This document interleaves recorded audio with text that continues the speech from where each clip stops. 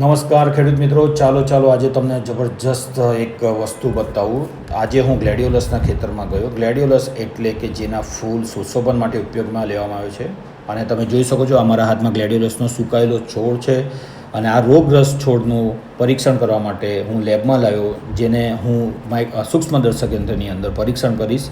વચગ્લાસની અંદર પાણી લીધું, એના મૂળમાં જે માટી હતી એ માટીને મેં પાણીમાં મિક્સ કરી સૂક્ષ્મદર્શક યંત્રની અંદર મૂક્યું.